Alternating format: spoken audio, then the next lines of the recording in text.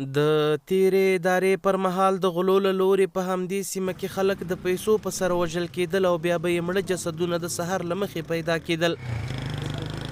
صحنې لیدلې دي په همدې خپل ساحو کې، په همدې مربوطه ساحو کې چې نفر یې په بوجۍ کې اچولی ده، په حق یې رسولی ده، ټوټه ټوټه یې کړی ده، په یو ځای کې خطا کړی ده، په هغې باندې خلک خبر شوي دي.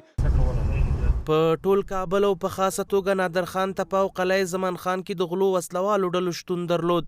د شپې له مخې به یې کسان ولوټل، وروسته به یې ورته له ژوند سره مخه ښه وکړه چې د سهار له مخې به یې مړه جسدونه د عامو خلکو له لورې وموندل شول. سابق که بود ما در گلای مگران کنه دکان قصابی داشتیم. از من رفیقم از شریکم است که می آمدم یا یگام روز حسابی میکردیم، خانه ما را میسپان، خانه ما هستم.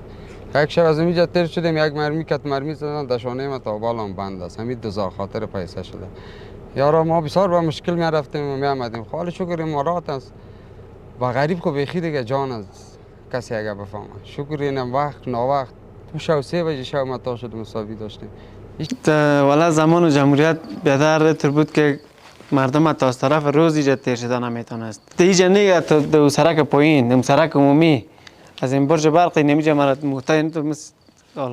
موتر استاد کرد، مرد 4 نفر 5 نفر بودن مسلح، تلفن ما هم گرفت، پیسه ما هم گرفت. له ماښام وروسته په دې سیمو کې ګرځېدل له سر سره لوبې وې، ځکه هر لور ته د غلو وسلوالو ډلو شتون درلود. د تیرې ادارې مسؤلین خبر و چې په دې ځایونو کې ګڼې نادودې ترسره کېږي، خو په واقعیتونو یې سترګې پټولې. پوستې جمهوریت راوړي وایي نه چل جمهوریت دغه د مکتب ده، د مکتب کونج کې یو دانه پوسته جوړه کړله، په هغه کې به امنیتي کسانو د هغو زور نرسېد دغلته، هغه به مثلا راغله چینج به یې کړل، نور به راغلل، بیا هم د هغو کسانو سره لاس بود. اینجا معتادین بود، دمی سر قبرستانی ها معتادین بود، ساقی بود، چرت فروش بود، تابلت فروش بود. اینجا نفر استاد کردن، موترش گرفتن زدنش در فرقش کت مرمی. 5 دقیقه بعد از قرار رسید، 5 دقیقه بعد نمیجا از قرار بود دیگه، بعد از او رفت. په دې سیمو کې غلا، قاچاق، قتل، اختطاف او ګڼ شمېر نورې نادودې ترسره کېدې، خو د تیرې ادارې له چپه کېدو سره سم له دې سیمې ټولو ناخوالو کوچ وکړ او د اسلامي امارت له راتګ سره یې ایله اوسېدونکو د سکون او ارام ساه واخیسته.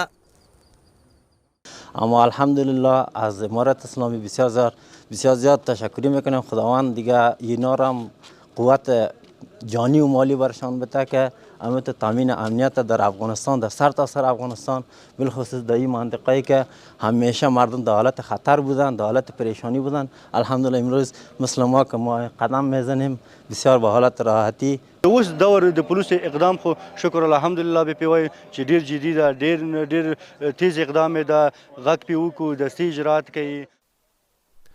دلته که اوس ژوند عادي دی او د هیڅ ډول ویرې احساس نه کیږي، خو د دې سیمې د اوسیدونکو په مرۍ کې د تیرې ادارې پر مهال د شوو جرمونو ترخه هم شتون لري. پلازمینې ارګ ته په 2 کیلومترۍ کې نږدې دغه سیمو کې هر ډول جرمونه ترسره کېدل، نو ځکه خو کابل ښاریانو دغه سیمې د چورکانو په نامه یادولې.